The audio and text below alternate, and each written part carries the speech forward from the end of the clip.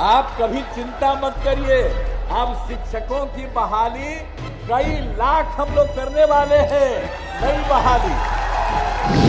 अब हम राम कृपाल जी को कहेंगे, अब वो तो आजकल अब लगाए हुए हैं यहाँ पर, वो क्या ये तो थे बीजेपी में, जब बीजेपी में आजकल चले गए, जब ही आरजेडी में थे और उनको कितना इज्जत आरजेडी में था, आई चले गए बीजेपी में, अब तब उसी टाइप का कुछ बना रहे। तो इनको तो हम पहले से जानते हैं, कई भुला गए हैं कि जो काम किया राम लखन बाबू ने और हम लोगों ने शिक्षा के क्षेत्र के विकास का कितना काम किया, कितना लोग पढ़ता था, लड़की बच्ची कहां पढ़ती थी, 5वां के बाद गरीब लोग पढ़ा नहीं पाता था, तो हमने पोशाक योजना, साइकिल योजना, और सब कितने बड़े पैमाने पर, अब लड़का लड़की बराबर ला कि सबसे पीछे है 12.5%, वो अनुसूचित जाति के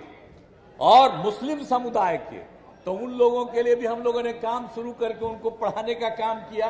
तब बतवा तो पुरनका जानिए रहे हैं, लेकिन आजकल चूंकि अब हम अलग हो गए हैं, तो आप बड़ाई तो कर रहे हैं लेकिन भूल जा रहे हैं। अरे हम लोग इतना इतना काम करवा दिए हैं, चिंता मत करिए।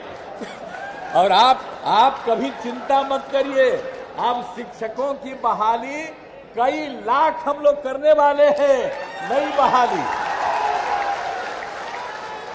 अब पहले भी करीब करीब 3.25 लाख किए हैं, अब उतना ही बहाली हम लोग और करने वाले हैं।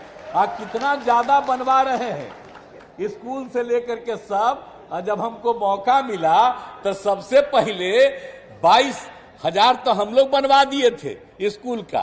अब कॉलेज से लेकर के एक एक चीज का काम हम लोग करवा रहे हैं। लोगों का जितना भी काम करवाए और जितना ज्यादा हम लोग काम किए हैं, तो बहुत काम तो कर ही रहे हैं, लेकिन वो सब काम करेंगे, इसलिए आप निश्चिंत रहिए।